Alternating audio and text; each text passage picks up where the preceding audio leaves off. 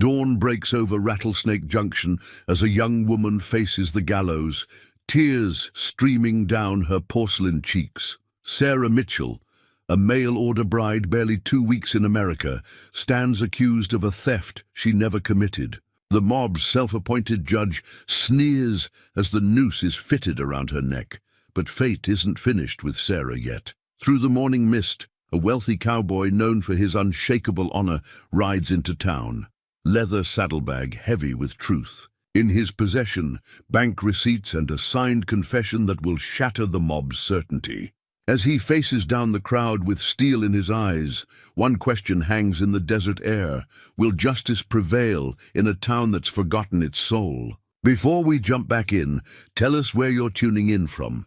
And if this story touches you, make sure you're subscribed, because tomorrow I've saved something extra special for you. The letter that changed Sarah Mitchell's life arrived on a rain-soaked Tuesday in County Cork. She found it while sorting through the day's post at O'Malley's General Store, where she'd worked since her father's passing 3 years prior. The cream-colored envelope bore an American postmark, and inside lay a newspaper clipping from the Rattlesnake Junction Gazette. Seeking God-fearing woman of good character and gentle disposition, must be willing to relocate to Wyoming Territory. References required. Sarah's hands trembled as she read the words for the 10th time in the quietude of her modest bedroom that evening. At 26, she'd watched her younger sisters marry one by one, their futures secured while she remained behind, caring for their ailing mother. Now, with mother finally at peace beside father in the church cemetery, Sarah faced a crossroads. The mirror reflected a woman with auburn hair pulled back in a practical bun, green eyes that held both wisdom and weariness, and a sprinkling of freckles across pale Irish skin. She wasn't a beauty like her sister Mary, but her mother always said she had something better, a kind heart and steady hands. Her response letter took 3 drafts to perfect. Dear Sir, I write in response to your advertisement seeking a bride. I am 26 years of age, of sound mind and good health. I have experience managing a household and working in commerce. My references include Reverend O'Brien of St. Patrick's Parish and Mr. O'Malley, my employer of 8 years. Weeks passed before the reply arrived, bringing with it a train ticket and detailed instructions. The prospective groom, one Thomas Henderson, wrote of his successful mercantile business and plans to expand. His penmanship was neat, his tone respectful. He asked that she arrive by the first frost. Sarah sold what little she owned, save for her mother's rosary and a few cherished books. The whole town turned out to bid her farewell, Mrs. O'Malley, weeping as though she were losing a daughter. America's so far, child, she fretted, pressing a package of shortbread into Sarah's hands. The crossing was harder than she'd imagined. 13 days of rolling seas, cramped quarters, and the constant sound of children crying in steerage. Sarah spent hours on deck when weather permitted, watching the waves and imagining her new life. Would Thomas Anderson be kind? Would she find friendship in this strange new land? The questions chased each other through her mind like leaves in an autumn wind. New York Harbor emerged from the morning fog like something from a dream. The Statue of Liberty stood tall and proud, her torch a beacon of welcome. Sarah clutched her carpetbag, containing all her worldly possessions, and fought back tears. This was no time for weeping. She was embarking on an adventure. The city itself was overwhelming. Such noise, such crowds. Sarah had thought Dublin busy, but new. York made Ireland's capital seem like a country village. She had 6 hours before her train departed, and she spent them carefully navigating the streets near the station, too afraid of getting lost to venture further. The train journey west revealed an America Sarah had never imagined. Days of watching. The landscape transformed from dense forests to rolling plains to rugged mountains. She shared her car with other women traveling to meet their destinies. 2 mail-order brides bound for Dakota Territory, a young widow going to live with her sister in Colorado, and a school teacher headed for California. They formed a tight bond, sharing food and stories, hopes and fears. Martha, the widow, taught them to play poker with a worn deck of cards. Elizabeth, the schoolteacher, read aloud from her collection of Shakespeare in the evenings. Sarah taught them Irish songs, their voices joining together as the train clattered through the darkness. At each stop, their little group grew smaller. First, Martha departed, then the Dakota-bound brides. Elizabeth was the last to go, leaving Sarah with a warm embrace and a copy of Romeo and Juliet as a parting gift. "Write to me," she insisted, pressing a California address into Sarah's hand. The final leg of the journey was the hardest. The train line ended 2 towns before Rattlesnake Junction, requiring a bumpy stagecoach ride through territory that seemed impossibly wild. Sarah watched golden eagles soar overhead and saw her first real cowboys, dusty and trail-worn, their horses matching their riders' weathered dignity. The coach driver, an elderly man who introduced himself as Old Joe, offered commentary as they traveled. "Rattlesnake Junction's grown some since the Silver Strike," he explained, handling the reins with practiced ease. "Got itself a proper bank. Now, and talk of a school coming soon.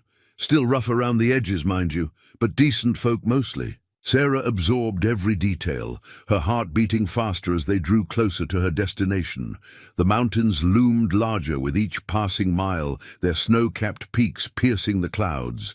This was to be her home, this vast, beautiful, terrifying land. They arrived as sunset painted the sky in shades of purple and gold. Rattlesnake Junction appeared suddenly around a bend in the road, a collection of wooden buildings straddling the junction of 2 creeks, with the imposing bulk of the new bank standing proud on the main street. Sarah searched the faces of the townsfolk, wondering which might be Thomas Anderson, her future husband.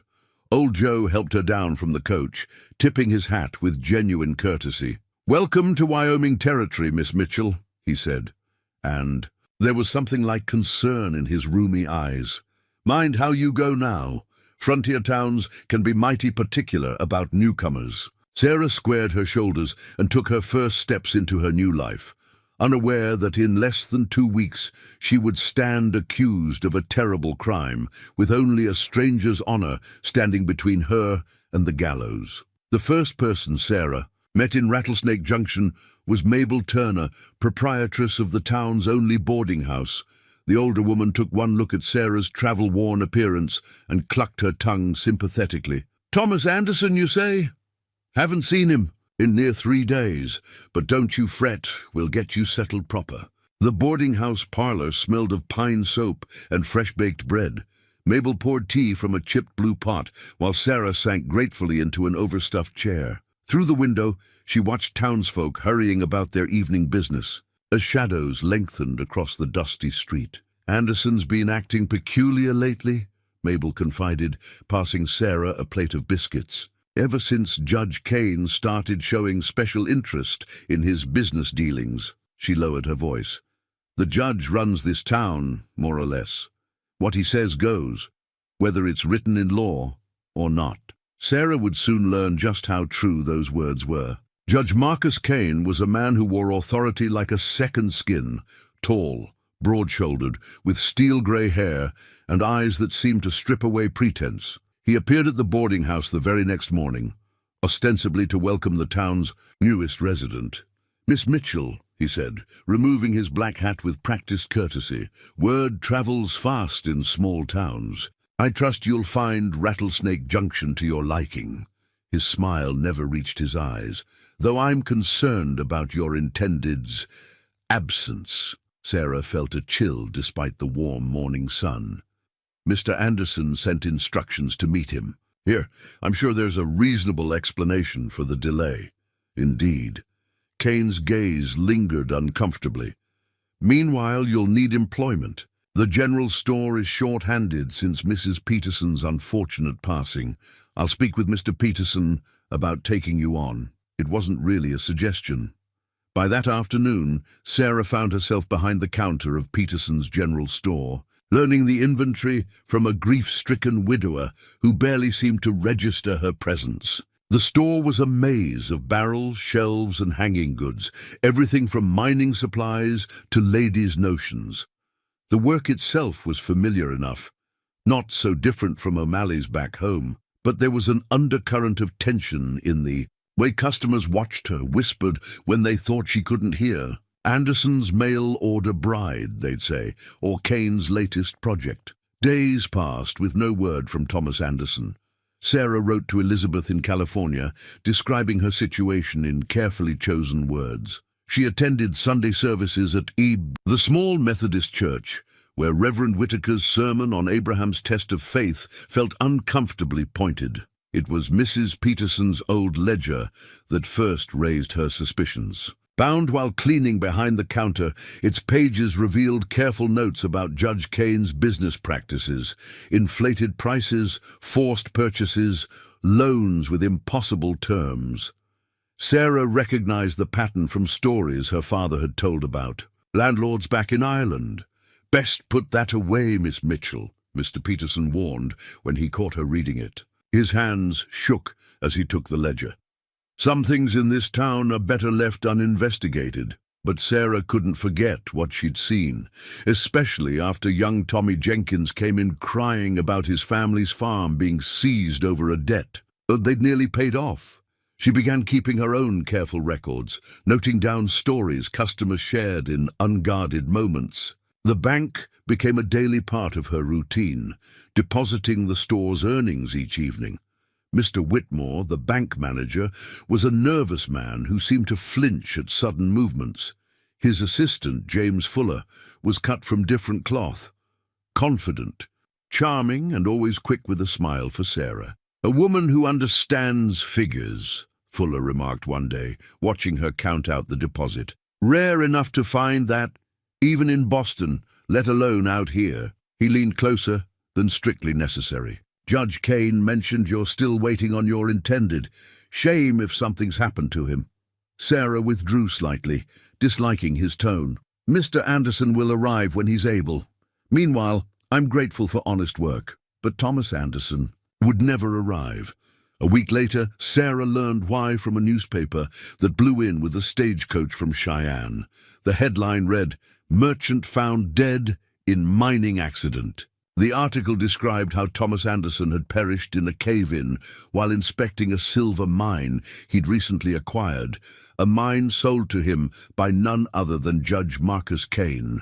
That evening, as Sarah walked back to the boarding house, she felt eyes following her progress down the twilit street. The shadows seemed longer, darker, and Judge Kane's earlier words echoed in her memory. Word travels fast in small towns. She clutched her mother's rosary and whispered a prayer, unaware that in just a few days' time she would need far more than prayers to survive what was coming.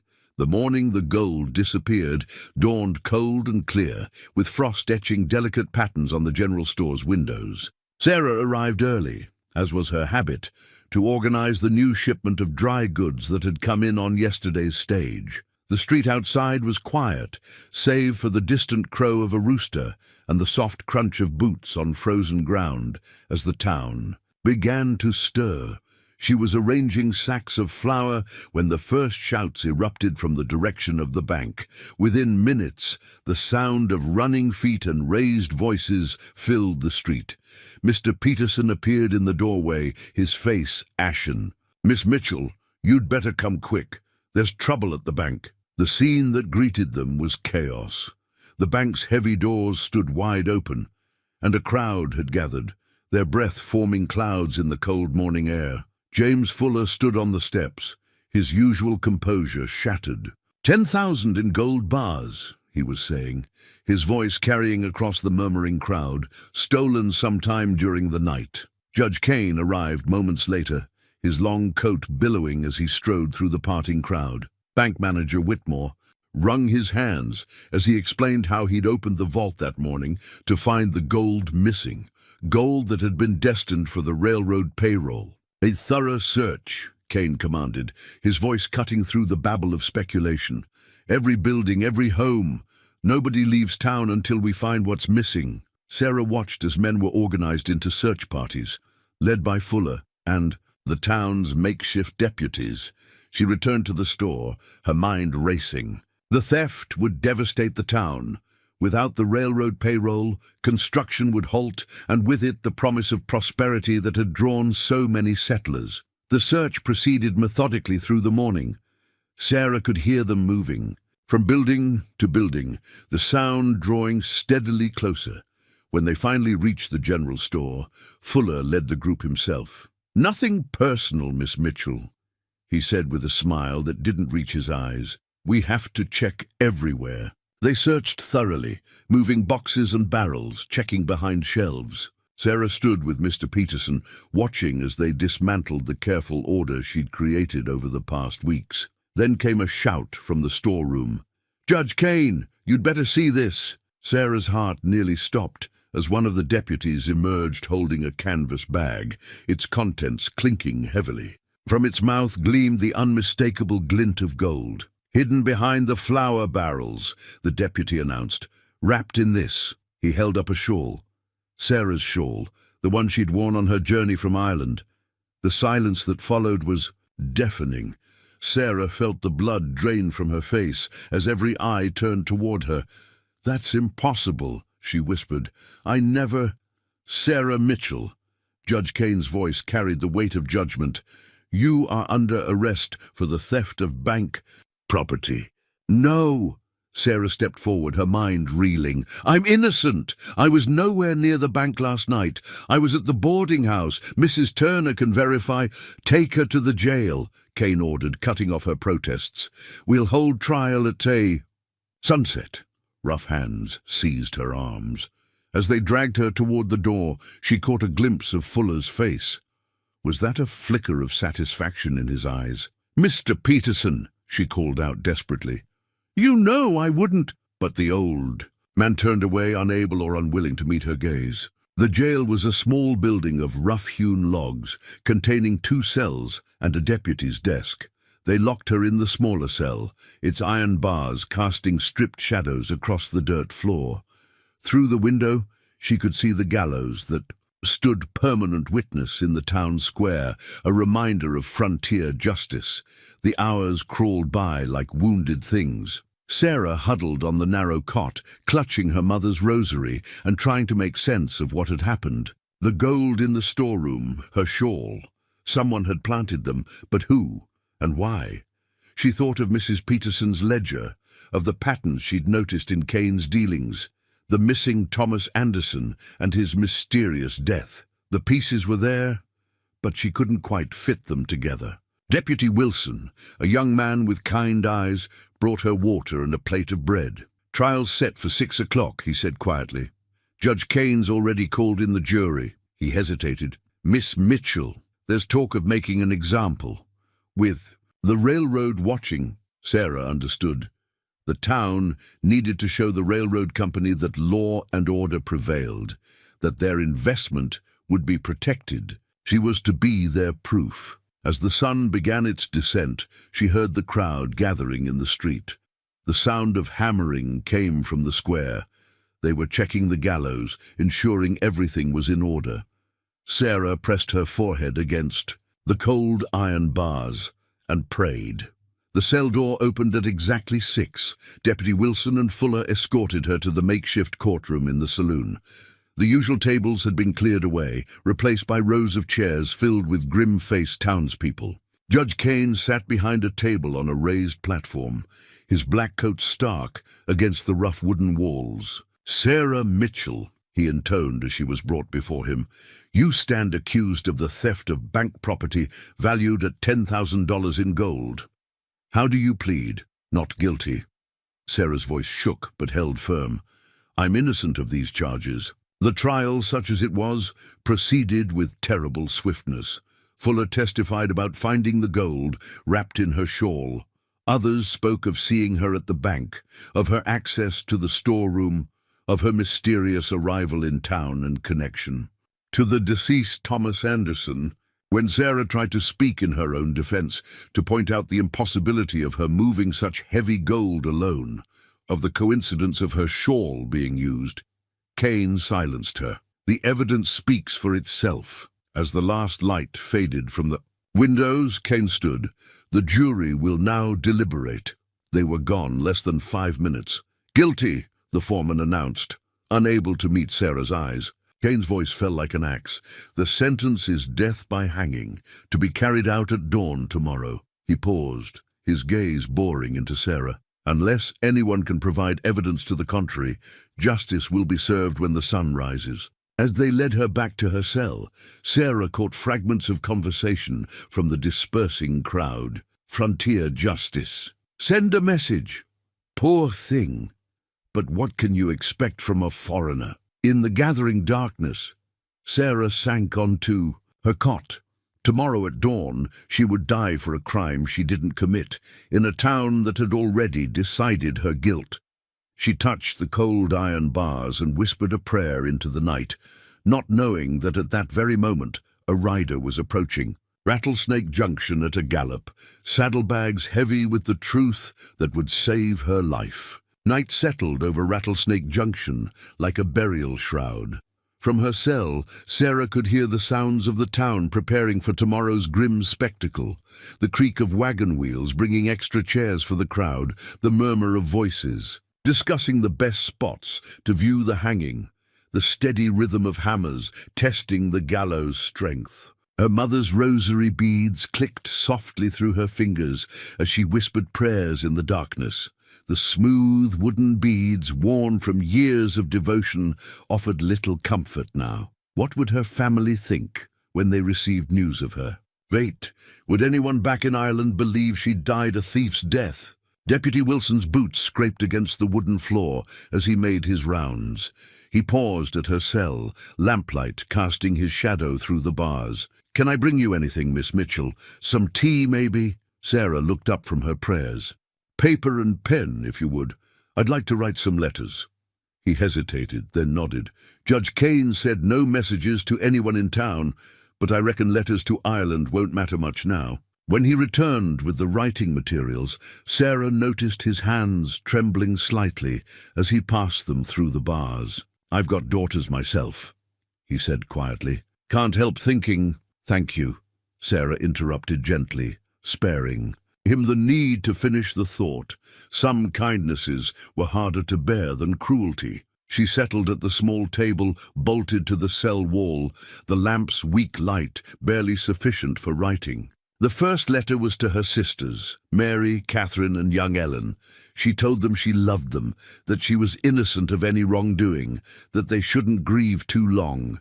She wrote of the beauty she'd found in America, of the kindness, of strangers on her journey west, of her hopes for a new life that would now go unfulfilled. The second letter was harder to write. Addressed to Elizabeth, her friend from the train, it contained the truth about Judge Kane's corruption and her suspicions about Thomas Anderson's death. "If you're reading this," she wrote, "then I'm already gone. But perhaps the truth can still come to light, even if too late for me." A sound from the street drew her attention. Bootfalls on wooden planks, the clink of spurs. A stranger's voice carried through her window, asking directions to the sheriff's office. Sarah paid it little mind. Travellers often passed through town, and tomorrow's hanging would draw plenty of gawkers. Deputy Wilson appeared again, this time with a bowl of soup and a thick slice of bread. "Mrs. Turner sent this from the boarding house. Said you should keep your strength up." Sarah accepted the food, but couldn't bring herself to eat. Instead, she found herself remembering her last night in Ireland, how she'd stood at her bedroom window watching moonlight silver the fields she'd known since childhood. How full of hope she'd been then, dreaming of her new life in America. "Did I ever tell you about my mother, Deputy?" she asked suddenly, surprising herself. "She died last winter. Consumption. I nursed her through it, watched her fade day by day. She made me promise to find happiness, to build a life of my own." A bitter laugh escaped her. "I wonder what she'd think of this." Wilson shifted uncomfortably. "Miss Mitchell, It's all right," she said. "You're just doing your duty, like everyone else in this town." The night deepened. Sarah could hear celebration from the saloon. Someone had ordered drinks, a round in honor of justice being served. She thought of James Fuller's satisfied smirk, of Judge Kane's cold eyes, of Mr. Peterson turning away when she needed him most. She dozed fitfully on the narrow cot, waking often to the sound of her own heart pounding. Each time, her hand would fly to her throat, imagining the rope that would soon encircle it. In those dark moments between sleep and waking, she thought she heard her mother's voice. "Keep faith, my girl. The night is darkest before dawn." Shortly before midnight, the deputy brought her a cup of coffee. "Thought you might want to stay awake," he explained awkwardly. "Some folks prefer it that way at the end." Sarah took the cup, warming her hands against its rough ceramic. "Deputy Wilson," she said carefully, "you've been kind to me. Will you do one last kindness? Will you tell me the truth about Thomas Anderson?" He glanced toward the office, ensuring they were alone. "Miss Mitchell, there are things in this town, patterns a smart woman might notice, things about Judge Kane's business dealings, about how certain people who ask questions tend to meet with accidents, like Thomas Anderson investigating a silver mine." Wilson nodded almost imperceptibly. A man like that, successful merchant from back east, should have known better than to look too closely at the judge's papers. Cave-ins can happen to anyone, after all. Sarah absorbed this confirmation of her suspicions, fitting it into the pattern she'd begun to see. The ledger, the loans, the seized properties, and now the missing gold. But why frame her, unless the bank records? She whispered. "I was the only one who saw the daily deposits, who might have noticed." A sudden commotion from the street interrupted her revelation. Raised voices, the sound of running feet. Wilson hurried to the window, then rushed to grab his gun from the desk. "What is it?" Sarah asked, heart pounding. "Ryder just came in," Wilson said, buckling on his gun belt. "Says he has evidence about the gold theft. Judge Kane's called an emergency meeting at the saloon." He paused at the door. "Miss Mitchell, I hope you know I never wanted any part of this." Then he was gone, leaving Sarah alone with her thoughts and prayers in the darkened jail. Outside, the sounds of activity grew as townspeople were roused from their beds. A crowd was gathering, drawn by the late-night drama. Sarah returned to her mother's rosary, fingers moving over the familiar beads. But now she prayed not for salvation, but for justice, not just for herself, but for Thomas Anderson, for Tommy Jenkins' family, for all those who had suffered under Kane's corruption. Dawn was still hours away. Whether it would bring death or deliverance remained to be seen. Lucas Sterling had seen his share of frontier justice during his 15 years as a Texas Ranger, but something about this case struck him wrong from the start. He'd been tracking a series of bank robberies across 3 territories when word reached him about Rattlesnake Junction's gold theft and the swift conviction of a mail-order bride. The pieces didn't fit. 10,000 in gold bars was too heavy for a woman to move alone and too bulky to hide in a general store without help. More importantly, why would someone clever enough to orchestrate such a theft leave evidence wrapped in their own shawl? His instincts, honed by years of separating truth from lies, had prompted him to dig deeper. What he found in Cheyenne's territorial records painted a disturbing picture.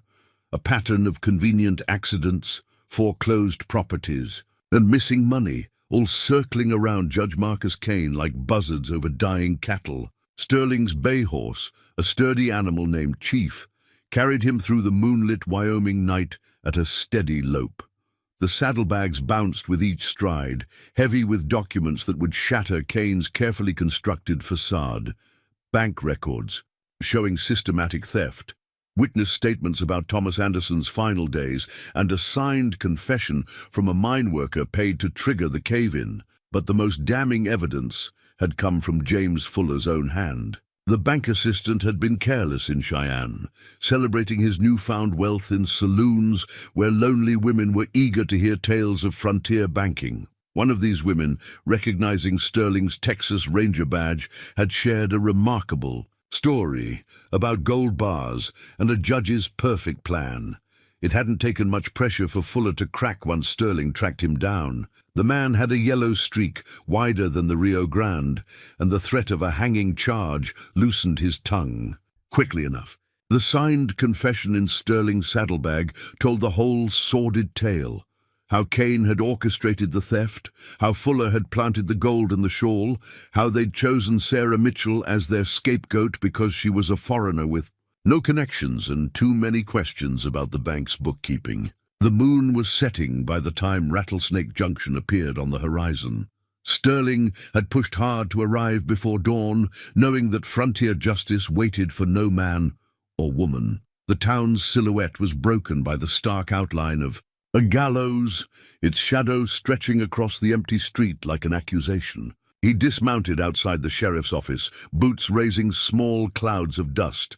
The deputy on duty looked up sharply at his entrance, hand moving toward his gun until Sterling's badge caught the lamplight. "Lucas Sterling, Texas Rangers," he announced, his voice carrying the quiet authority of a man accustomed to being heard. "I need to speak with Judge Kane immediately.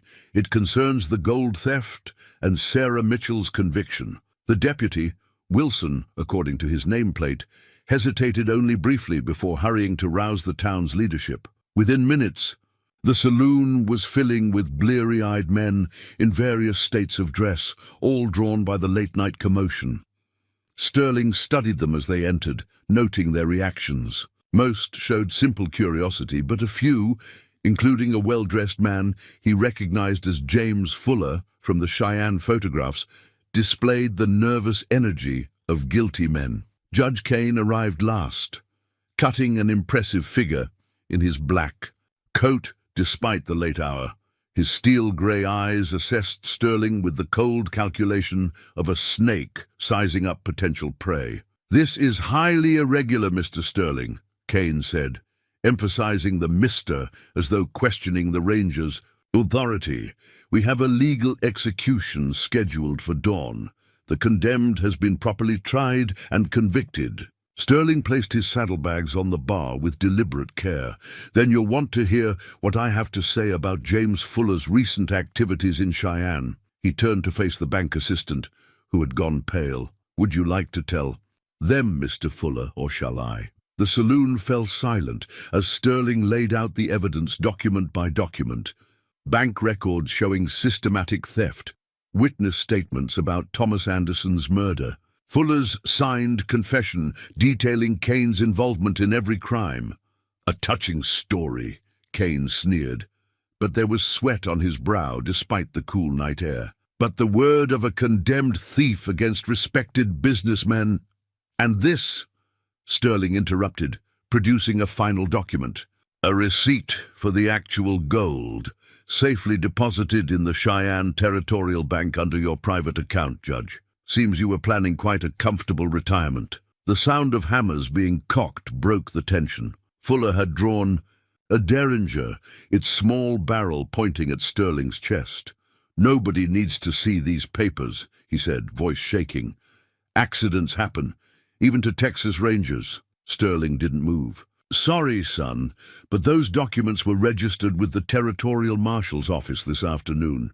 Killing me won't change what's coming." For a moment, the outcome balanced on a knife's edge. Then Deputy Wilson's voice rang out, "Drop it, Fuller. It's over." The derringer clattered to the floor. Within moments, both Fuller and Kane were in custody, their protests drowned out by the angry mutters of townspeople who'd been deceived. For too long, Sterling gathered his evidence, tucking it safely away. "Now," he said quietly, "I believe there's an innocent woman waiting to hear she's been cleared of all charges." He headed for the jail, boots ringing on the wooden sidewalk. Dawn was still hours away, but for Sarah Mitchell a new day was already beginning. Sarah had dozed off on her cot when the jangle of keys startled her awake. The cell door opened with a metallic groan, and there stood Deputy Wilson, lantern held high, his face a mixture of shame and relief. Behind him towered a stranger, tall, broad-shouldered, with the weathered features of a man who'd spent years under desert suns. "Miss Mitchell," the stranger said, removing his hat to reveal graying temples that belied his otherwise youthful Appearance.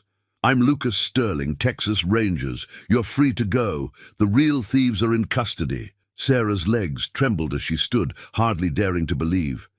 Judge Kane and James Fuller, Sterling confirmed. We have their confessions, along with proof of their other crimes, including what really happened to Thomas Anderson. The truth spilled out like water from a broken dam as they walked to the boarding house. How Kane had been systematically stealing from the bank for years, using Fuller to cook the books. How Thomas Anderson had discovered their scheme while investigating the silver mine purchase. How they'd arranged his accident when he wouldn't be bought off. They chose you as their scapegoat because you were starting to notice patterns in the bank deposits, Sterling explained. Kane couldn't risk another Thomas Anderson asking uncomfortable questions. Mrs. Turner was waiting at the boarding house door, tears streaming down her weathered cheeks. She enveloped Sarah in a fierce embrace that smelled of fresh bread and coffee. Oh, child, we nearly lost you to their wickedness. Inside, the parlor had filled with townspeople, Mr. Peterson from the store, Reverend Whitaker, and others who'd been at the trial. Their faces showed varying degrees of guilt and relief. Sterling watched them with the measured gaze of a man accustomed to reading human nature. The territorial marshal will arrive tomorrow to formally charge Kane and Fuller, he announced to the room. Anyone with information about other crimes or suspicious accidents should come forward. It's time for honest justice in Rattlesnake Junction. Mr. Peterson stepped forward, clutching his wife's ledger. Sarah, I'm sorry I didn't speak up. After what happened to Martha and then Thomas Anderson, I was afraid. We all were, Reverend Whitaker added softly. Fear makes cowards of even good men. Sarah looked at their faces. Neighbors who'd condemned her hours ago, now seeking absolution. The night's terrors still echoed in her mind, but something else stirred beneath her fear. Understanding. They'd all been victims of Kane's corruption, each in their own way. Perhaps, she said carefully, we can learn from this. Build something better. Sterling's quiet voice carried approval. Frontier justice only works when good people stand together against corruption. Miss Mitchell shows more grace than many would in her position. The sun was rising by the time the impromptu gathering dispersed. Sarah stood at the boarding house window, watching golden light spill across the town square. The gallows that had waited for her now stood empty, a reminder of how close she'd come to death. They'll tear it down, Sterling said, having lingered. Behind the departing townspeople, the territorial marshal will establish proper court procedures. No more midnight trials or vigilante justice. Sarah turned to study him properly for the first time. His face showed the lines of hard years and harder decisions, but his eyes held kindness alongside their steel. Here was a man who understood both justice and mercy, who'd seen enough of human nature to be cynical, yet chose to believe in redemption. How did you know to investigate? She asked. Why did you believe I might be innocent when everyone else assumed guilt? Sterling's mouth quirked in a half-smile. 15 years of ranger work teaches you to look deeper than surface evidence. A woman clever enough to manage bank deposits and notice accounting irregularities wouldn't be foolish enough to hide stolen gold in her own workplace, wrapped in her own shawl. He paused, watching dawn paint the mountains pink and gold. Besides, I knew Thomas Anderson slightly, met him in Cheyenne while he was investigating the silver mine purchase. He mentioned writing to a mail-order bride, spoke of her intelligence and character based on her letters. When I heard about the theft and your arrest, well, pieces didn't fit. Sarah's heart tightened at the mention of Thomas. He seemed an honorable man from his letters. I wish he was, Sterling confirmed gently. His death wasn't your fault. Kane would have found another excuse to silence him eventually. Mrs. Turner's voice called from the kitchen, announcing breakfast. The smell of coffee and frying bacon filled the house, reminding Sarah she hadn't eaten since before the trial. Life's simple rhythms continued, even after the darkest nights. Will you join us, Mr. Sterling? She asked impulsively. After what? You've done. He shook his head, though his eyes showed regret. Need to help Deputy Wilson secure the prisoners and prepare for the marshal's arrival. But perhaps, he hesitated, uncharacteristically uncertain, perhaps we could speak more. Later, about the town's future, it will need strong people to help rebuild trust. Sarah found herself nodding. I'd like that. As Sterling departed, Sarah watched him cross the street toward the jail. The town was awakening around her, shopkeepers opening their doors, women sweeping porches, children darting between buildings. Yesterday's mob had become simply neighbors again, each carrying their own burden of guilt and relief. She touched the wooden rosary beads in her pocket, offering a prayer of thanks for deliverance. The night's terror had passed, but its lessons remained, about justice and mercy, fear and courage, and the importance of looking deeper than surface truths. Outside her window, the morning stage arrived right on schedule. Life in Rattlesnake Junction would go on, changed but unbroken. And Sarah Mitchell, who'd come seeking a new life as a mail-order bride, found herself contemplating a different kind of future, one she'd never imagined, but which suddenly seemed full of possibility. The territorial marshal arrived with the midday stage, bringing with him the weight of official justice. Marshal Henry Brooks was a compact man, with iron-grey hair and a methodical manner that suggested nothing escaped his notice. He set up court in the saloon, the same room where Sarah had been condemned just a day earlier. Word had spread quickly through the surrounding countryside, drawing farmers, ranchers and miners whose lives had been touched by Kane's corruption. They filled every available space, their faces grim with purpose. Sarah sat near the front, Sterling's solid presence beside her lending strength as she prepared to testify. Kane and Fuller were brought in wearing shackles, their fine clothes wrinkled from a night in the cells. Kane's imperious bearing had crumbled, leaving him looking older and smaller. Fuller couldn't stop shaking, his eyes darting between faces. In the crowd, as though searching for sympathy he wouldn't find. Court of the Wyoming Territory is now in session, Marshal Brooks announced, his voice carrying to every corner of the room. We're here to address charges of theft, corruption and murder against Marcus Kane and James Fuller. The evidence unfolded methodically. Sterling presented the documents from his saddlebags, bank records, witness statements, Fuller's confession. Sarah testified about the patterns she'd noticed in the deposits, her voice steady as she described her near execution. Others came forward with their own stories, seized properties, impossible loans, mysterious accidents that had befallen those who asked too many questions. Tommy Jenkins' father spoke about his farm, his weathered hands clenched as he described how Kane's manipulated loans had nearly cost him his family's legacy. The widow of a miner who died alongside Thomas Anderson revealed how Kane had cheated her of her husband's pension. Through it all, Marshal Brooks took careful notes, his expression revealing nothing. But when Mr. Peterson presented his late wife's ledger documenting years of Kane's schemes, the marshal's pen paused. Mrs. Peterson was a brave woman, he said quietly. She kept recording the truth, even knowing the danger. Kane's composure finally broke. You can't trust these people, he shouted, rising from his chair. They're nothing but failed farmers and ignorant immigrants. I brought civilization to this town. I brought progress. Sit down, Kane, Marshal Brooks commanded. Progress built on corruption isn't progress at all. The testimony continued through the afternoon.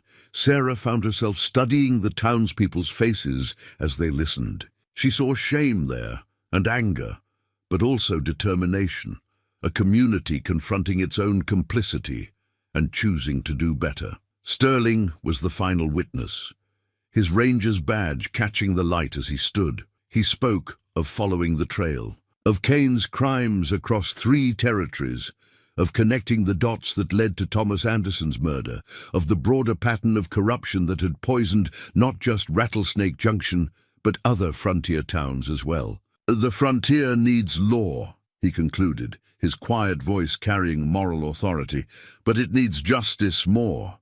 What happened here, what nearly happened to Miss Mitchell, shows the difference between the two. As the sun began to set, Marshal, Brooks called for order. Having heard the evidence, I'm prepared to render judgment. The room fell silent. Marcus Kane and James Fuller, you are hereby remanded to territorial custody to face charges of theft, corruption, and murder. You'll be transported to Cheyenne for formal trial. He paused, surveying the room. As for the broader corruption, in Rattlesnake Junction, all properties seized under Kane's authority will be reviewed. The Territorial Bank will audit accounts and make restitution where fraud is found. This town needs healing, and that starts with making things right. Kane and Fuller were led away to await the prison wagon from Cheyenne. As the crowd began to disperse, Sarah found herself approached by Tommy Jenkins' father. The old farmer twisted his hat in his hands. "Miss Mitchell, what was done to you? We've all got shame to carry for that." Sarah touched his arm gently. "We were all victims of Kane's schemes, Mr. Jenkins. Now we have a chance to rebuild something better." Sterling appeared at her elbow. "Marshal Brooks would like to speak with you, Miss Mitchell, about the bank's future management." She followed him to where the marshal sat reviewing documents. Brooks looked up as they approached. "Miss Mitchell, Mr. Sterling speaks highly of your financial acumen. The bank will need an interim manager while we sort out this mess. Someone the town trusts who understands both numbers and people." Sarah blinked in surprise. "Me, but you're exactly what this town needs," Sterling interjected. "Someone who's seen both justice and injustice, who understands the importance of doing things right." Marshal Brooks nodded. "The territory will provide oversight, of course, but having someone local, someone who's proven their integrity, it would help restore faith in the institution." Sarah looked around the saloon, now nearly empty. Through the window she could see the gallows being dismantled, townspeople working together to remove that symbol of frontier justice gone wrong. The late afternoon sun painted everything in shades of possibility. "I'll need help," she said finally. "There's so much to untangle." "You'll have it," Sterling assured her. His hand brushed hers briefly, the touch conveying support and something more. "I've been reassigned to this district. The territory needs someone watching for corruption taking root in other towns." Marshal Brooks gathered his papers, a slight smile touching his lips. "I'll leave you two to discuss the details. Miss Mitchell, we'll speak more tomorrow about the bank's reorganization." As the marshal departed, Sarah and Sterling stood in comfortable silence, watching the sun paint the mountains gold. Yesterday, she'd faced death on those gallows. Today, she faced a future she'd never imagined, not as a mail-order bride, but as a woman of substance and responsibility. "Quite a change from Ireland," Sterling observed softly. Sarah smiled, touching her mother's rosary in her pocket. "Mother always said God works in mysterious ways." "I don't think this is quite what she meant, though." His quiet laughter joined hers, a sound of healing and hope in the gathering dusk. Dawn painted the bank's freshly scrubbed windows with golden light as Sarah unlocked the heavy front doors. The brass nameplate still bore James Fuller's name, though someone had scraped it with a knife, leaving jagged scratches across the surface. A fitting metaphor, she thought, for the wounds this town was working to heal. Inside, the morning sun revealed the magnitude of her task. Papers lay scattered across desks where Marshal Brooks' men had searched for evidence. The vault stood open, its empty shelves a reminder of Kane's final theft. But beneath the chaos lay opportunity, a chance to rebuild something honest and true. Mrs. Turner had insisted Sarah move into the bank manager's quarters upstairs. "Can't have our new banker living in a boarding house," she'd declared, helping Sarah carry her meager belongings across the street. The rooms were sparse but dignified, with large windows overlooking the town square where the gallows had stood just days ago. Sterling appeared at the bank's door just as Sarah finished organizing the first stack of accounts. He carried a leather satchel and wore a fresh shirt, though his boots still bore the dust of his morning rounds. "Thought you might want help sorting through all this," he said, setting down 2 cups of coffee from the hotel restaurant. "I've seen enough banking crimes to know what to look for." They worked together through the morning, shoulders occasionally brushing as they pieced together the extent of Kane's schemes. Sterling's experience helped identify patterns of fraud, while Sarah's memory of recent transactions guided them through the maze of numbers. "Look at this," Sarah said, pointing to an entry. "The Jenkins loan. Kane was charging them triple the interest he recorded in the official ledger. No wonder they couldn't keep up with payments." Sterling leaned close, his presence warm and steady. "We'll make it right," he promised. "Every false debt, every stolen dollar." The bell above the door chimed as Mr. Peterson entered, carrying his wife's ledger. "Thought this might help," he said, placing it gently on the desk. "Martha, she'd want it used to fix what's broken." More townspeople arrived throughout the day, bringing records of transactions, letters, receipts. Each piece helped complete the puzzle of Kane's corruption. But they brought something else too: hesitant smiles, quiet words of apology, offers of help. Reverend Whitaker appeared with a basket of fresh bread and preserves from his wife. "The church board met this morning," he announced. "We've established a fund to help those hardest hit by Kane's schemes. Not charity, mind you, just neighbors helping neighbors." Sarah watched the town marshal nail a notice to the post office door across the street. "All property seizures under review." Beside it, another paper announced the arrival of a circuit, judged next month to establish proper court procedures. "Change comes slowly to frontier towns," Sterling observed, following her gaze. "But it does come." The afternoon sun was lowering when Sarah finally sat back, rubbing her tired eyes. They'd made good progress, but weeks of work lay ahead. Sterling gathered his papers, reluctant to leave, yet knowing he had duties to attend to. "I'll be riding out to the Jenkins farm tomorrow," he said. "Need to take statements about Kane's dealings with other ranchers in the valley, but I'll stop by after." Sarah smiled, understanding the unspoken question in his tone. "I'd like that." That evening, alone in her new quarters, Sarah wrote 2 letters. The first to her sisters in Ireland, telling them of her strange journey from mail-order bride to banker, of justice served and hope renewed. The second to Elizabeth in California, sharing news of Kane's arrest and her unexpected future in Rattlesnake Junction.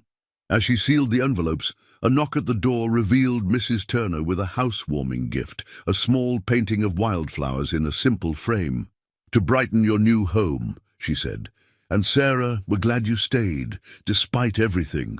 Sarah hung the painting where morning light would catch it. Through her window she could see lights twinkling across town, the saloon, the general store, scattered homes. No longer hostile territory, but a community finding its way back to trust. Her mother's rosary lay on the bedside table, its familiar beads catching lamplight. Sarah touched them gently, remembering her mother's words about God's mysterious ways. She hadn't found the future she'd expected in Rattlesnake Junction, but perhaps she'd found the one she was meant for. Sterling's invitation to Sunday dinner at his ranch came after a particularly exhausting week of untangling Kane's financial web. "You need a break from ledgers," he'd said simply. "Come see what honest work looks like." The ranch spread across 1,000 acres of Wyoming territory, nestled against the foothills where prairie met mountains. Sarah sat beside Sterling in his buggy, watching the town fall away behind them as they followed a well-worn trail through spring-green grassland. "My father started with just 50 acres, Sterling explained, handling the reins with casual expertise. "Built it up over 30 years. I was ranging in Texas when he passed, but couldn't bear to sell it.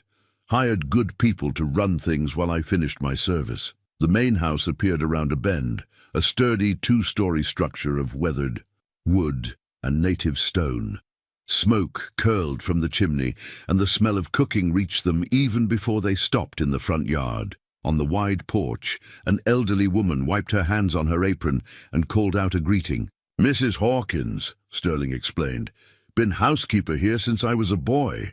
Makes the best biscuits this side of the Mississippi." The interior was a surprise.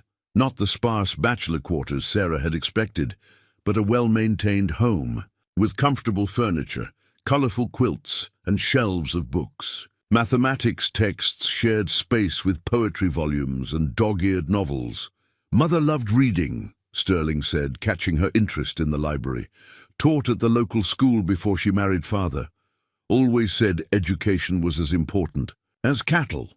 Mrs. Hawkins had prepared a feast, roast chicken, fresh vegetables from the kitchen garden, and those famous biscuits. Over dinner, Sterling spoke of his plans for the ranch, expanding the herd, experimenting with new breeding stock, teaching local boys proper cattle management. The territory's changing, he observed. Can't just be about survival anymore. Need to build something lasting. After the meal, they walked the property. Sarah met the ranch hands, watched the cattle grazing on distant hillsides, learned about the rhythms of ranch life. Everything ran with the precision she recognized from her work at the bank. Careful records, planned improvements, invested capital yielding honest returns. At the stable, Sterling introduced her to his horses. "This is Chief," he said, patting the bay stallion's neck. "Carried me through some rough country, and here's Lady, gentlest mare I've ever known. Perfect for someone learning to ride Western style." Sarah reached out to stroke Lady's velvet nose. "Are you offering to teach me?" "If you're interested." His smile held warmth and something more. "Bank can spare you on Sundays, I reckon." They stopped at the top of a small rise overlooking the ranch. The setting sun painted the buildings gold, while prairie flowers dotted the grass at their feet. In the distance, cattle moved like dark dots against the landscape, and mountains rose purple against the horizon. "I never thought I'd find this in America," Sarah said softly. "When I agreed to be a mail-order bride, I imagined a small farm, perhaps, or a town dwelling. But life has a way of surprising us," Sterling replied. "A Texas Ranger wasn't exactly what you were expecting when you wrote to Thomas Anderson." Sarah turned to study his face in the fading light. "No, it wasn't, but perhaps it's what I was meant to find." The moment stretched between them, full of unspoken possibility. Then Mrs. Hawkins rang the dinner bell, signaling time for dessert, and they made their way back to the house. As they drove back to town in the gathering dusk, Sarah found herself seeing her new life with fresh clarity. The bank wasn't just a job. It was a chance to build something meaningful, just as Sterling had done with his ranch. Both of them understood the value of patient growth, of nurturing something honest and true. "Same time next Sunday?" Sterling asked as he helped her down from the buggy in front of the bank. Sarah smiled, still feeling the peace of the ranch in her heart. "I'd like that very much." Above them, stars began to appear in the darkening sky, each one a point of light, marking the end of one day and the promise of another. Sarah touched her mother's rosary in her pocket and said a quiet prayer of thanks, not for salvation this time, but for the gift of new beginnings. Sunday mornings now found Sarah at Sterling Ranch, where dew-kissed grass sparkled beneath Wyoming's endless sky. She'd swap her banker's attire for a sturdy riding skirt, ready for her weekly lessons with Lady, the gentle mare Sterling had chosen for her. "Sit deep in the saddle," Sterling would remind her, his hand steady on Lady's bridle. "Let your body move with her rhythm." His teaching style matched his character, patient, thorough, and quietly encouraging. Under his guidance, Sarah progressed. From nervous clinching to confident posting, from tentative walks to adventurous trots. Mrs. Hawkins watched their lessons from the porch, her knowing smile hidden behind a cup of morning coffee. "Never seen the boss spend so much time teaching anyone to ride," she confided one afternoon, while Sarah helped shell peas. "Course, never seen him look at anyone quite the way he looks at you, either." The ranch hands took to calling her Miss Sarah, tipping their hats when she passed. They'd gather at day's end to share stories of Texas cattle drives and frontier adventures, their rough voices softening when they spoke of homes and families left behind. Sarah found herself drawing parallels between their tales and her own journey from Ireland, all of them seeking something better, braver, truer. Sterling taught her more than just riding. She learned to read weather in cloud patterns, to spot prairie flowers among the grass, to understand the complex choreography of cattle movement. Each lesson came with stories, his father's wisdom, His mother's dreams, the legacy they'd built in this wild land. Banking and ranching aren't so different, he observed one morning as they rode the fence line. Both need attention to detail, planning for the future, trust in growth. You got a natural eye for it. Sarah felt that eye developing as she balanced the bank's books each evening. She began to see patterns in the territory's economic life, how cattle prices affected local businesses, how weather influenced lending needs, how trust and character mattered more than collateral in frontier banking. Her sister's letters from Ireland now arrived addressed to Sarah Mitchell, bank manager, a title that would have seemed impossible just months ago. She wrote back about her dual life, weekdays spent rebuilding the town's financial heart, Sundays learning the rhythms of ranch life, about Sterling, whose quiet strength had transformed her understanding of American men. One Sunday, after a particularly successful riding lesson, Sterling helped her dismount, his hands lingering at her waist. "You're a natural," he said softly, "as if you were meant to be here." Sarah looked up at him, seeing the future in his eyes. "Perhaps I was," she replied, "just not in the way I first imagined." The moment held between them, sweet as prairie honey. Then Lady nudged Sarah's shoulder, making them both laugh, and the spell broke but didn't end, only changed shape into something warmer, more certain. Later, Sarah stood at the bank's window, watching sunset paint the town in familiar gold. Her ledgers lay neat and ordered on the desk, next to a vase of wildflowers Sterling had picked during their ride. Outside, townsfolk walked the streets with renewed purpose, greeting each other with the easy fellowship of those who'd faced darkness together and chosen light. She touched the fresh calluses on her palms, badges of her new life, earned one. Sunday at a time. The Irish girl who'd crossed an ocean seeking marriage had found something richer, independence, purpose, and a love that grew naturally as prairie grass after rain. The wanted poster arrived on a Tuesday morning, carried by the same stage that brought the bank's monthly correspondence from Cheyenne. "Escaped," it proclaimed in bold letters. Marcus Kane and James Fuller fled custody during transport, armed and dangerous. Reward offered. Sarah's hands trembled as she pinned the notice to the bank's bulletin board. Out in the street, she could hear the murmur of concerned voices as words spread through town. Sterling appeared in the doorway, his expression grave. "Just got word from the marshal's office," he said, closing the door behind him. "Kane had help. Some of his old associates ambushed the prison wagon 2 days ago. 3 guards dead." Sarah sank into her chair, memories of the gallows flooding back. "He'll come here, won't he, for revenge and the records we found?" "Likely." Sterling's hand touched her shoulder briefly. "But he won't find us unprepared. Not this time." The town had changed since Kane's arrest. Deputy Wilson had been elected. Proper sheriff and a citizens' council had replaced the corrupt power structure.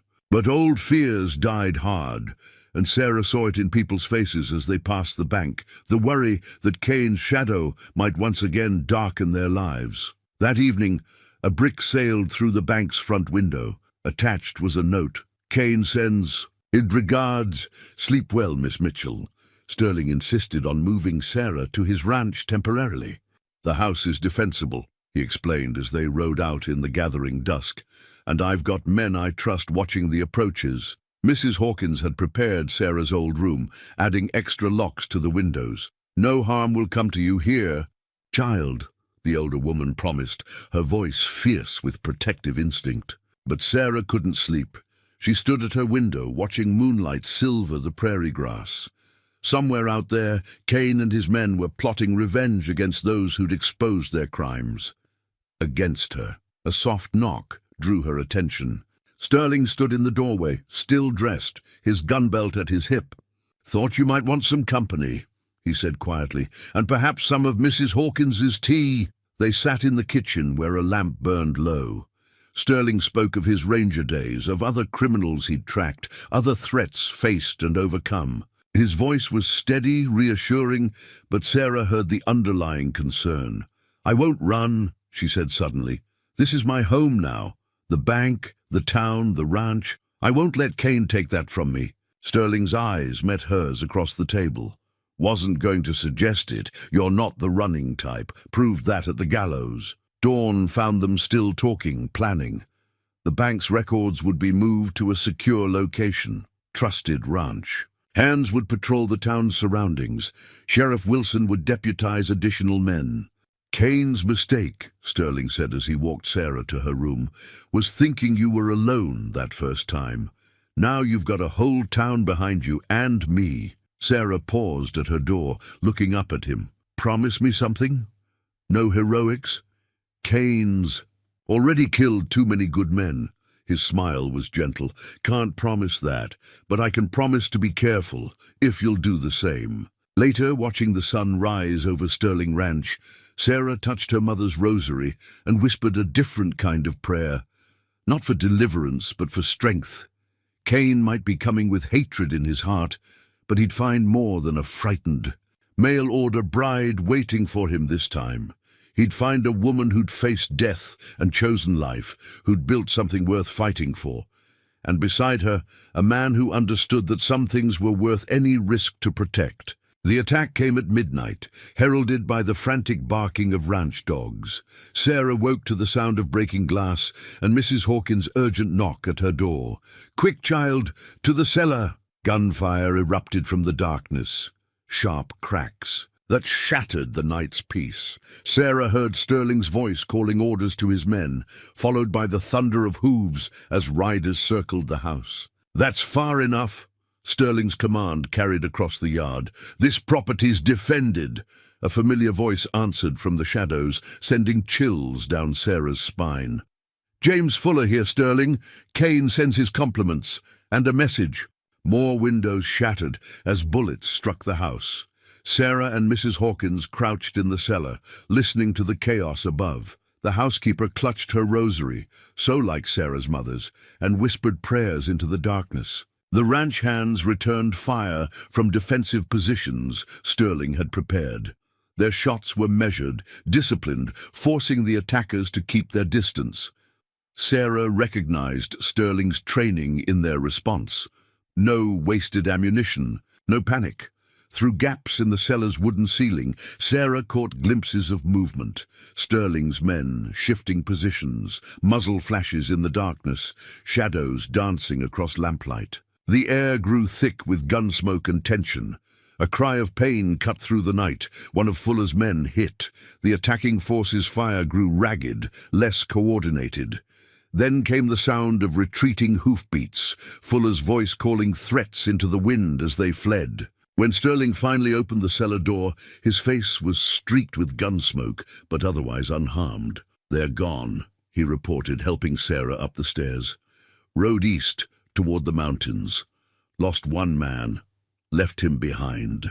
The ranch house bore the scars of battle, broken windows, bullet-pocked walls, overturned furniture, but no defenders had been seriously hurt. Sterling's preparations had paid off. Sarah helped Mrs. Hawkins tend to the minor wounds. A graze here, a splinter there. The old housekeeper's hands were steady now, her prayers replaced by practical muttering about bandages and antiseptic. Dawn revealed the full scope of the attack. Dead horses in the yard, blood trails leading east, spent cartridges glinting. In the grass, the fallen attacker lay where he'd dropped, a stranger, but his saddlebags yielded a letter that confirmed their fears. "Kane's gathering men," Sterling said, reading the blood-stained paper. "Promises of gold to anyone who helps. Him take revenge. This was just a test of our defenses." Sarah stood in the morning light, surveying the damage to her second home. "He won't stop, will he? Not until he faces justice. Real justice this time." Sterling's voice was grim. "But neither will we." Sheriff Wilson rode out from town with a posse after hearing the gunfire. They followed the attackers' trail until it disappeared into rough country, then helped secure the ranch against future raids. That evening, as workers boarded up broken windows and Mrs. Hawkins supervised repairs, Sarah found Sterling in his father's study. He stood at the window, watching the sun set behind purple mountains. "I won't ask you to leave again," he said without turning, but you should know. It's going to get worse before it gets better." Sarah moved to stand beside him, their shoulders touching. "I faced the gallows for Cain once. Facing him again, with you beside me, that's an easier choice." His hand found hers, warm and calloused. Together they watched darkness claim the land, knowing that somewhere out there, Cain was gathering his forces. But this time, Sarah wasn't a lone immigrant facing corrupt power. She was a woman who'd found her strength, her purpose, and a man who'd stand with her against any storm. The town rallied around Sterling Ranch in the days following Fuller's attack. Farmers and miners arrived with rifles and determination, ready to stand against Cain's threat. Sheriff Wilson organized them into watches, using Sterling's ranger experience to establish a defensive perimeter around both the ranch and town. Sarah split her time between the bank's iron-barred windows and the ranch's fortified walls, refusing to let fear rule her actions. Sterling matched her resolve, though his eyes followed her movements with increasing concern. One evening, as sunset painted the ranch house walls in amber light, he found her in the study, reviewing bank records. "Sarah," he said softly, "there's something we need to discuss." She looked up to find him holding a small wooden box. Inside lay his mother's wedding ring, a simple gold band worn smooth by years of love and work. "I'm not asking because of Cain," he said, meeting her eyes, "though danger has a way of clarifying what matters most. I'm asking because you're the bravest, most remarkable woman I've ever known." Sarah's heart thundered in her chest as Sterling knelt beside her chair. "When you came to Rattlesnake Junction seeking a new life, you found injustice instead. But you faced it with courage that humbled us all. You've built something precious here, in the bank, in the town, and—" He paused, voice softening. "In my heart." "Lucas," she whispered, using his given name for the first time. "Marry me, Sarah. Mitchell. Not because you need protection, but because we're stronger together.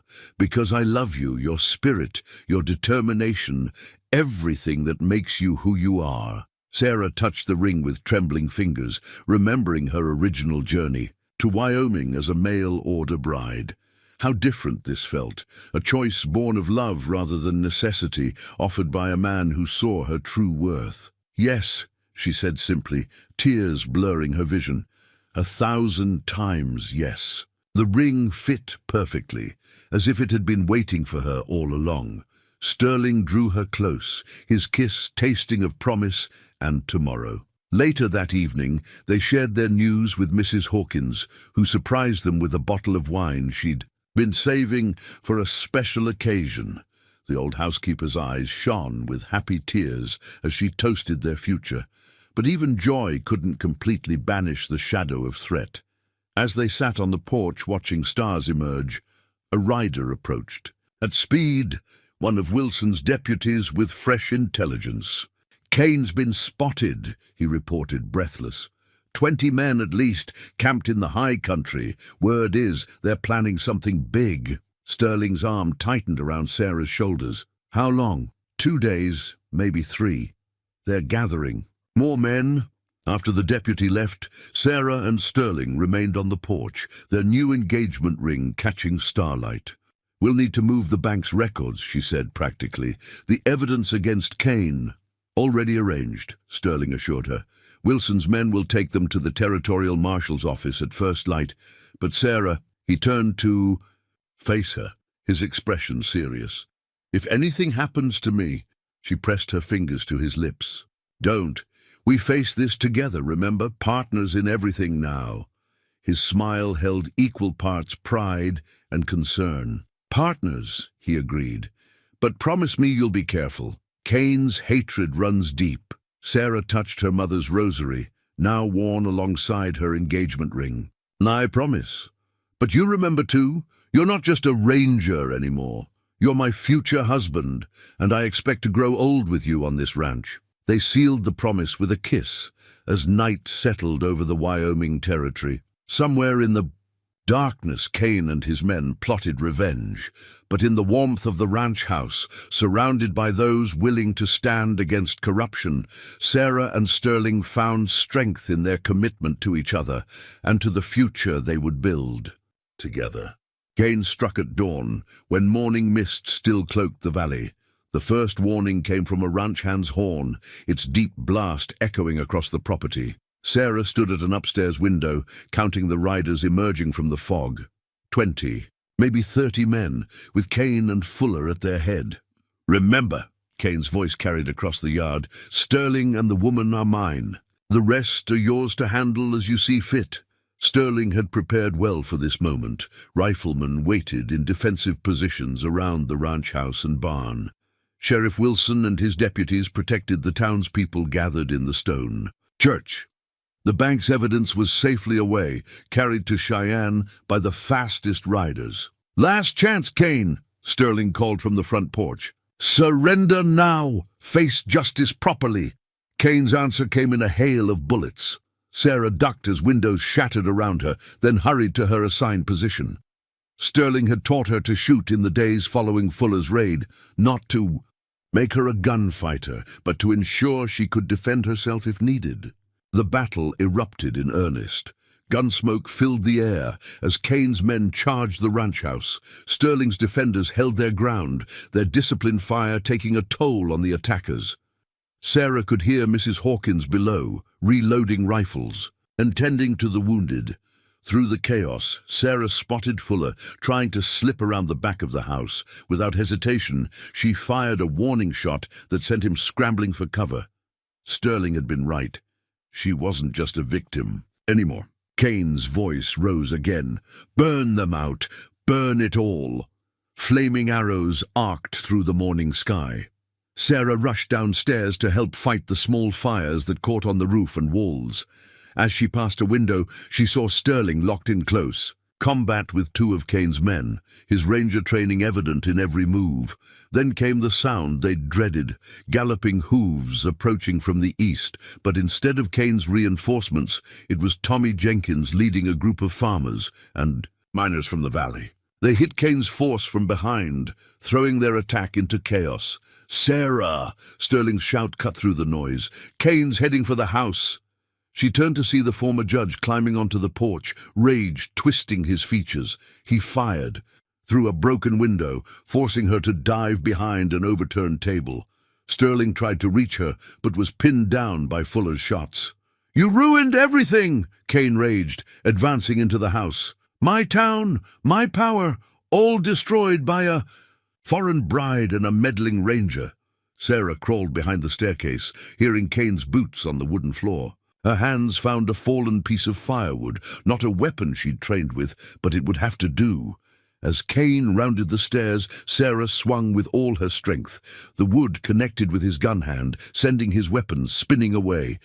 He lunged for her throat, but stumbled on the uneven floorboards.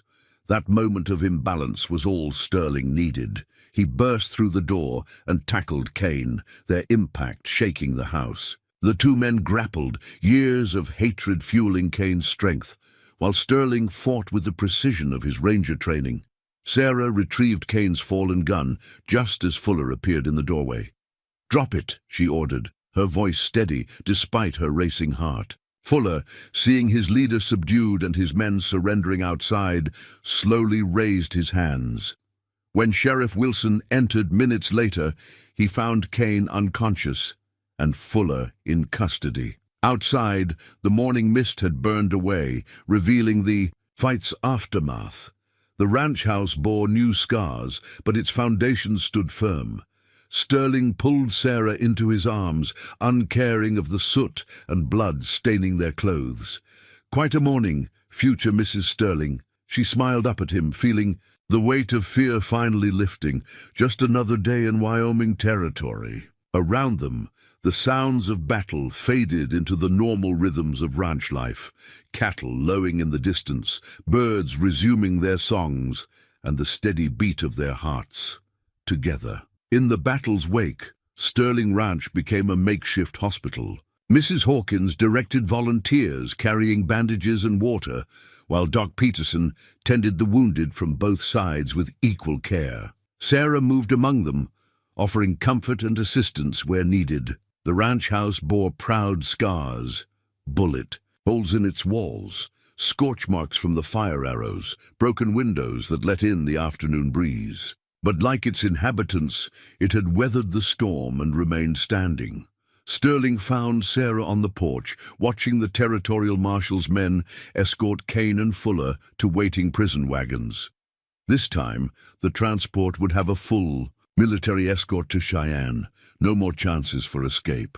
"The marshal says they'll both hang," Sterling said quietly, wrapping a gentle arm around her shoulders. "Too many dead lawmen, too many witnesses to their crimes." Sarah nodded, feeling no joy in their fate, but relief that justice would finally be served. And the others? Most were just hired guns. "They'll face prison time." He turned her to face him, examining the small cut on her forehead from flying glass. "You should let Doc Peterson look at that." She touched the wound gently. "Later. Others need him more right now." Tommy Jenkins and his father were helping repair the roof, while other townspeople cleared debris and patched bullet holes. Their work was punctuated by calls for tools and good-natured remarks about improving Sterling's decorating. Mrs. Hawkins emerged from the kitchen with coffee and sandwiches, tutting at the state of her domain, but proud of how her makeshift hospital had served. "Land's sake!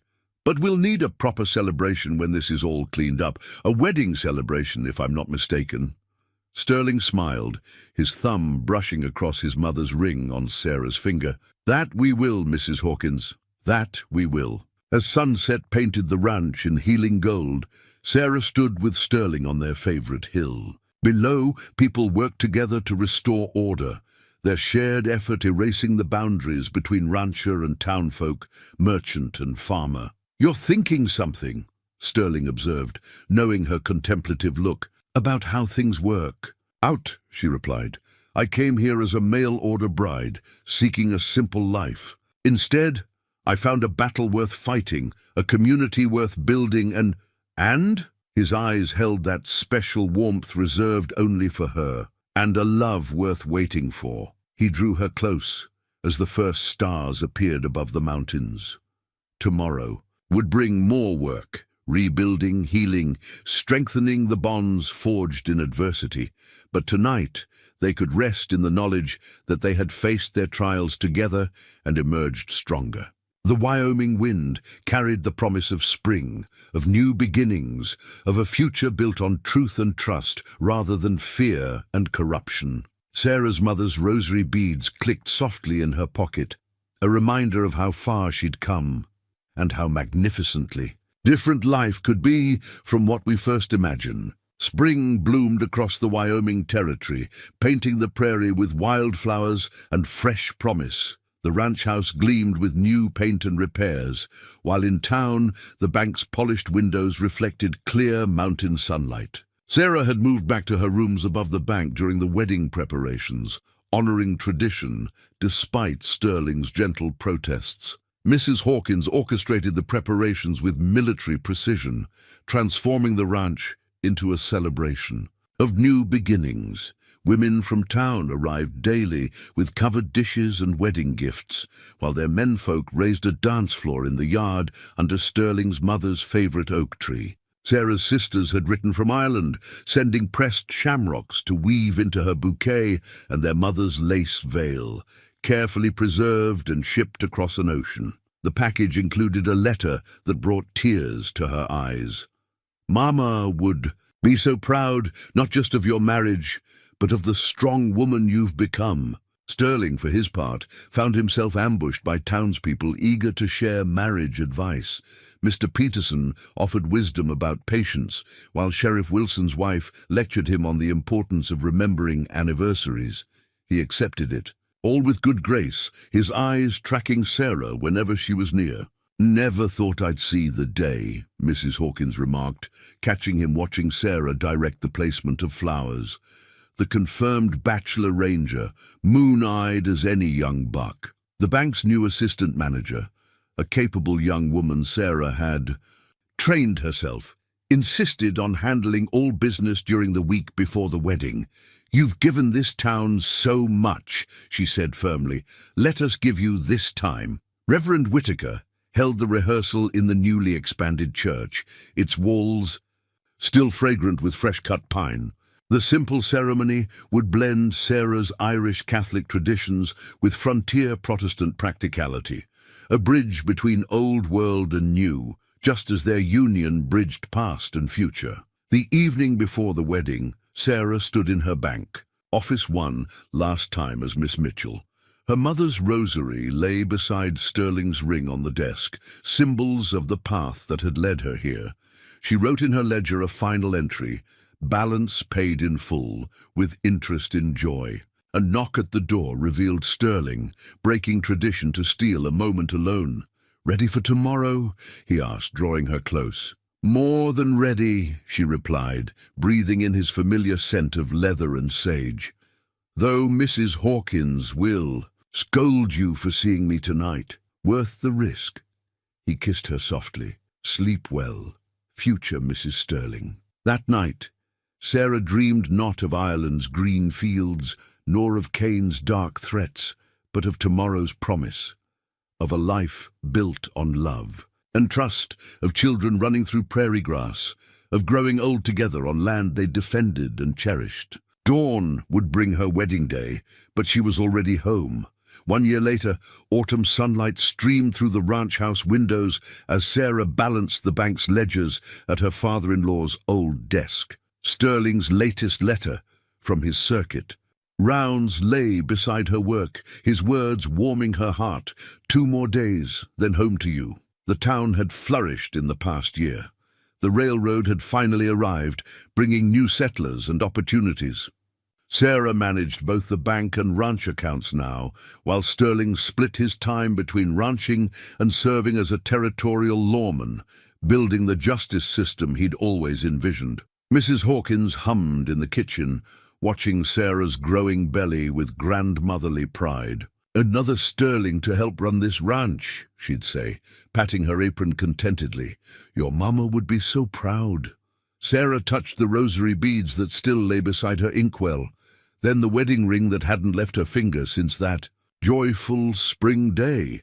Outside, ranch hands rode past the window, tipping their hats to Mrs. Sterling with easy respect. She hadn't come to Wyoming seeking this life, hadn't imagined herself as a banker, rancher's wife, and soon-to-be mother. But God's plans, her mother always said, were bigger than our own. Sometimes the longest road home was the one you never meant to take. Standing at the window, Sarah watched sunset paint the mountains gold and smiled, knowing Sterling was riding toward her under that same golden sky.